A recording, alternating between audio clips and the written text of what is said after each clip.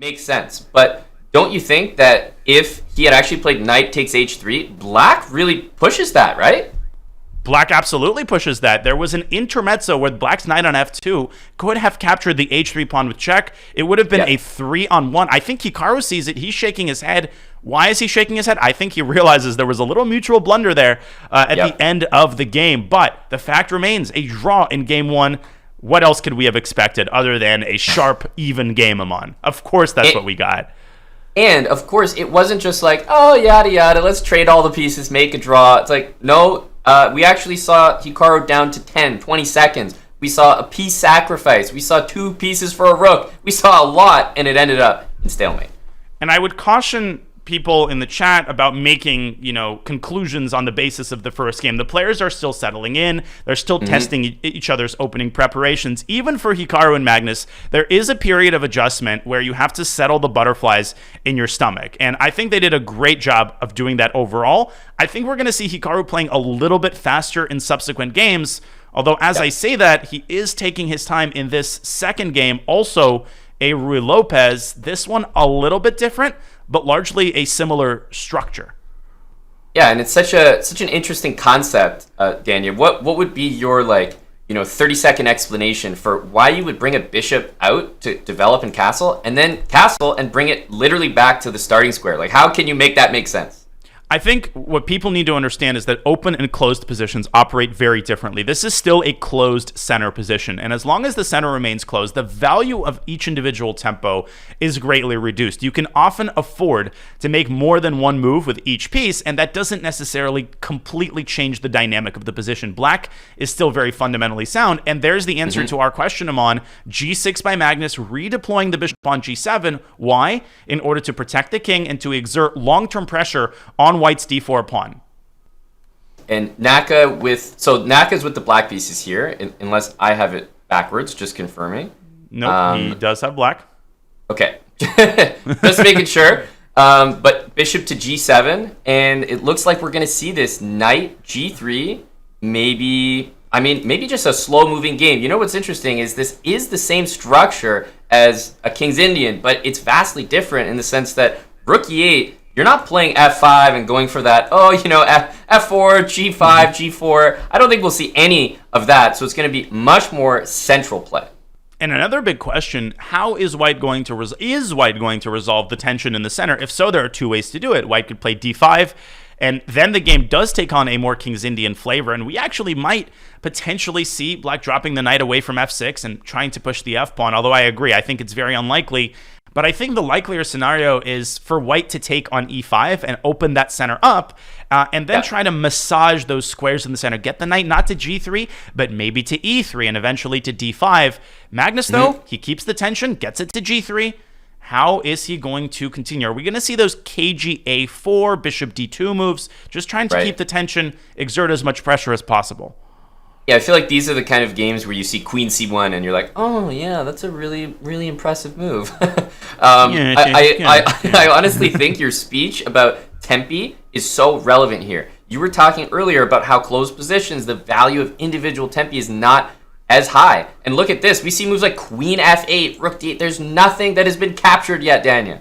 Incredible. Still nothing that's been captured. And Hikaru literally begging Mag, please open up the d file so that I can target your queen on d2. Look at that standoff between Black's rook and White's queen. And this greatly increases the probability that Magnus plays d5, but still he keeps the tension. It's reached its peak. Amazing.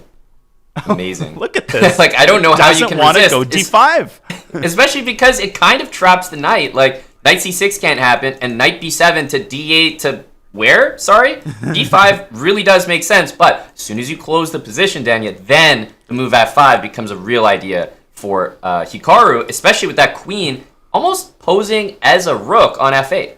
Man, that knight on a5 reminds me of having to fly to all those remote locations for the World Youth Chess Championship. I'd go like San Francisco to Istanbul, then you'd fly to some small Turkish city, then you'd hop on a bus and go 4 hours and then get a taxi that you would have to share to the hotel. That night is a long journey back to civilization. But look at Magnus, keeps the tension, shifts his queen from d2 to e2. Why? I think he's eyeing that a6 square, actually, because Hikaru has shuttled all of his pieces to the center and the king side, and finally, we get a release a partial, I should say, release of the tension as Hikaru trades once, drops his knight back to c6. And where's that knight going from c6? That's been a key narrative, Amon. If you go to b4, after bishop b1, white will be threatening a3, and the knight is finally trapped on b4. Truly. Yeah, for the first time, we finally see the move d5 committed, but a little bit different now. Knight e5 played, and we might see, I was about to say, we might see actually knight d2 with the idea of f4, but he actually takes right away. Okay, and rook takes e5 will likely be met with f2, f4, although you don't want to play f4 without careful consideration, because in the long run, the e4 pawn is weak, and an idea that we shouldn't neglect him on is h5, h4, targeting the knight on g3 and softening up white's defense of the e4 pawn. That's why Magnus is not playing f4 automatically and might not play it at all. That's right. Yeah, white might be more interested in maybe anticipating this and preparing perhaps f3 just to be solid in the center. Indeed. And rook e7 indirectly defending the a7 pawn. Something tells me that pawn is not going to be captured. I don't know why. I'm just getting that sense. You have a very keen sense for the position, Dan. Yeah. Good sense of danger. Wow. I was right, Amon. Look at me. He doesn't take the pawn. And then this little bishop c8 move. The bishop is almost like, what is it this game? Maybe even this match. It's like queens on f1 and f8. I've seen both bishops return to their original squares. Like, these guys are playing so cagey right now. It's some sort of artificial Fisher random game. I mean, how often do you even have a queen on f8, a rook not on e8, but on e7? Kind of a weird arrangement of pieces. It seems to me like Magnus holds the advantage in this game. He has more space. He's got better control of key central squares. And the opening that this structure reminds me of is a Benoni, right? That pawn on c5, white's pawn on d5. And in a Benoni, the engine often evaluates it in white's favor. But in practice, it's actually very, very difficult to make concrete progress. And Magnus says, I'm tired of the KG play. I'm going to go e5, and I'm going to run you over in the center. Totally. And there's an idea which I barely even get to talk about before I believe it's on the board right now. I almost want to award this a double exclamation mark just because of how thematic it is, Daniel. Pawn takes, and then white continues pawn to f5. And all those black pieces that want to use the e5 square are looking at the pawn and saying, come on, dude, move out of the way. And it does move out of the way, but he rips the Band-Aid off, but he invites white's knight into the center, and that's the problem. After knight takes c4, f6 is threatened, d6 is threatened, the g6 pawn is weak as well. Hikaru's position is suddenly on the verge of collapse. Amon, I call that technique the square clearer. It's where you push your pawn up and vacate the square left behind in order to put a knight on that square. Black's position is in dire straits. And we are all wondering how you came up with that great name. I'm known for my originality, man. That's why they paid me the big bucks to commentate the SEC finals. And after e4, we essentially have the same position, except the d6 pawn is missing. Because if white had played f5 first, there would have been a pawn on e4, pawn on d6. White's position is so much better with these moves included. Rook e8 and tactics everywhere. Rook takes e4 is the threat right now. Yeah, and the move f6, which probably tempts a lot of people watching this show right now, I think it fails tactically. Black can take on f6, and after the trade, the e3 bishop is going to hang. It's actually a pretty easy line to visualize. If you look at that e3 bishop, that bishop would love to be anywhere but there, and that's why bishop g5 here has to be seriously considered by Magnus, but it can be met with the move f6. So yes, the eval bar giving a big advantage, but in practice, a very hard position to navigate accurately. The bishop slides up to f4 instead of g5.